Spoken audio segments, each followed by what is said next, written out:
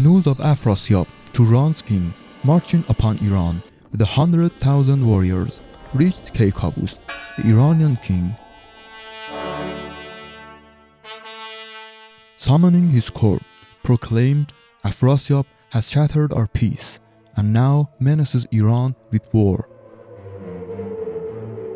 The court priest advised, choose a champion from among Iran's heroes to represent you on the battlefield. But the king retorted, none here can face Afrasiab.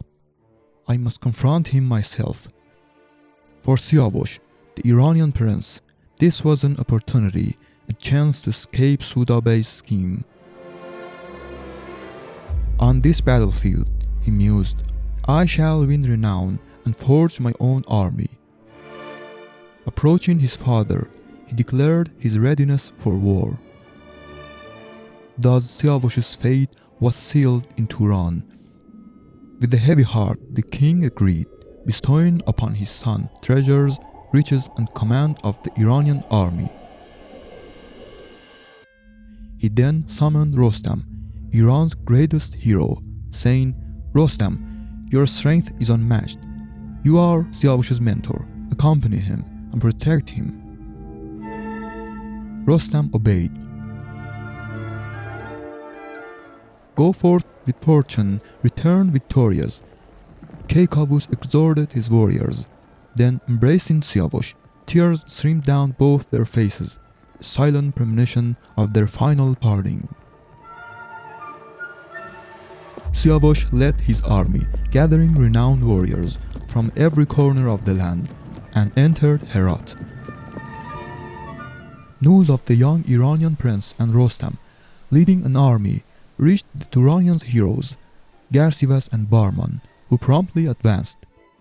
Swiftly, Siavush marched toward Balkh, engaging the enemy in two fierce battles within 3 days.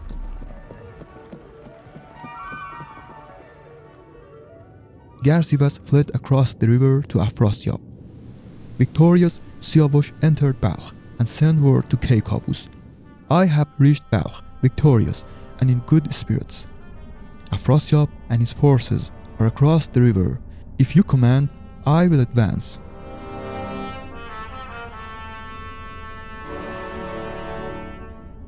The king rejoiced at the news and replied, Now that you have won, exercise caution and hold your position. Do not rush into further battle. Let Afrasiab come to you. Siavush obeyed. Meanwhile, Siavush hurried to Afrasiab, reporting Siavush's arrival with a formidable army. Enraged, Afrasiab ordered preparation for war.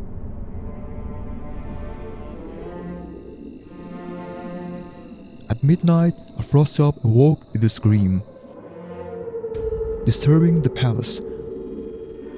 Siavush rushed to his side. Afrasiab recounted a terrifying dream. The desert crawling with the snakes, the air heavy with dust, and eagles circling a blood-stained sky. Warriors surrounded his court, and the Iranian prince dragged him from his throne in chains, striking him down with a single merciless blow. Siavush suggested summoning the astrologers, who interpret the dream as the approach of a great army led by a prince. They warned that war with Siavush would bring regret, even if Siavush were slain, for Iran would rise in vengeance.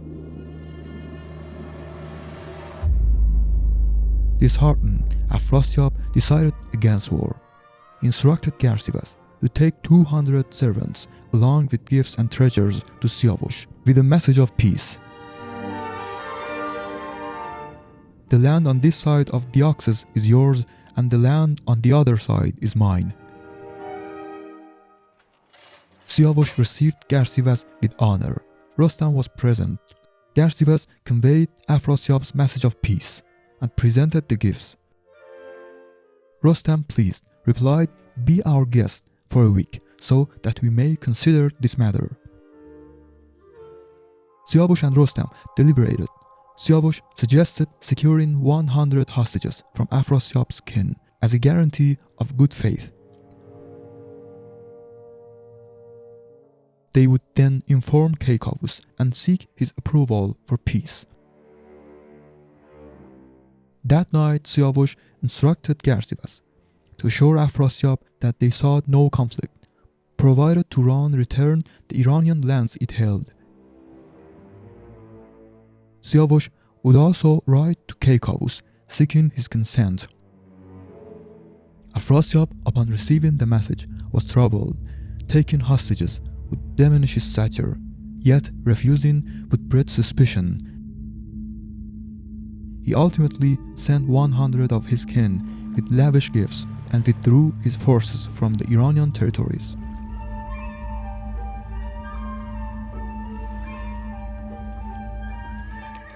Rostam volunteered to carry the news to Keikavus. Siavush agreed, sending a letter detailing Afrasiab's peace offering, the return of Iranian lands, and the hostages.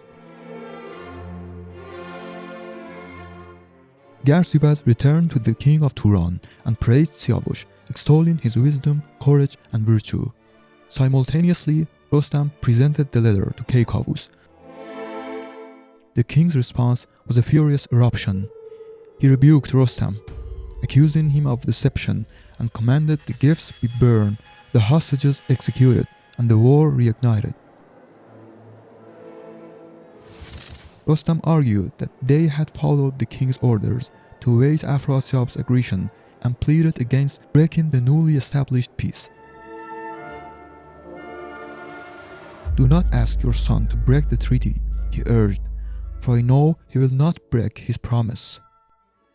Keikavus, still furious, dismissed Rostam, declaring, "If Siavush disobey my command, he must relinquish command of the army to Tus." Deeply offended, Rostam left Keikavus' court in anger. Keikavus wrote to Siavush, "O young man, remember what the enemy did to Iran when they were victorious. To avoid being labeled a treaty breaker, relinquish command to Tus." Upon reading the letter, Siavush was torn. Sending innocent hostages to their deaths was abhorrent. Breaking the peace was dishonorable, and returning to Keikavus meant facing Sudabe's schemes. He summoned two warriors, Bahram and Zange, and lamented his predicament. He expressed his desire to find a land where he could escape Keikavus' reach.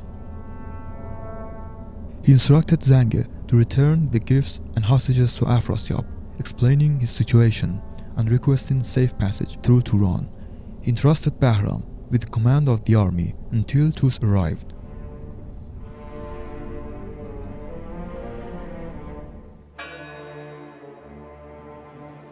Afrasiab received Zange with honor and was deeply saddened by Siavush's plight. Piran, a Turanian hero, suggested that Afrasiab offer Siavush refuge and treat him like his own son, fostering peace between the two nations. Afrasiab then wrote to Siavush, "All Turanians hold you in high esteem. I will be like a father to you. When you reconcile with your father, I will send you to Iran with an army. I pledge to God that until that day I will protect you with my life and soul." Zange relayed Afrasiab's message to Siavush, who was both relieved and saddened by the necessity of accepting his enemy's hospitality. He then wrote to his father, describing his suffering.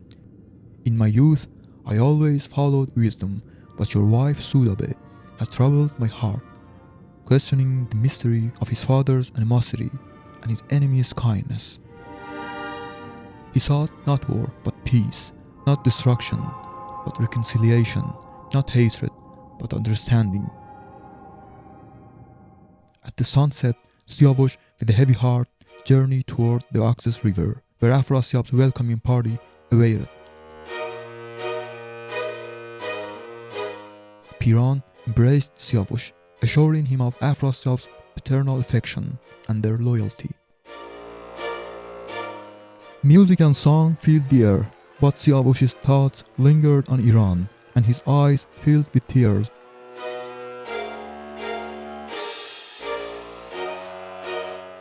Turan praised Siavush's noble lineage, truthful words, and kind countenance. Siavush acknowledged Turan's renowned loyalty and asked if he could find happiness in Turan or if he should seek another land. Turan urged him to trust Afrasiab, assuring him of the king's wisdom and integrity.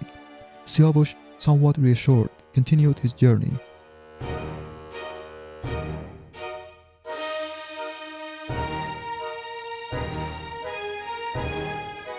Afrasiab himself came to greet Siavush. They embraced, and Afrasiab declared that peace had finally arrived. He proclaimed all of Turan to be at Siavush's service and urged him to consider him as his own. They sat together on the throne, and Afrasiab praised Siavush's unparalleled beauty and stature. He lamented Keikavus's blindness to his son's worth.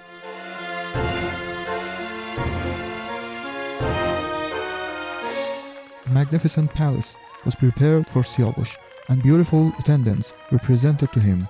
He entered the palace and sat upon a golden throne, lost in thought. But would this peace endure?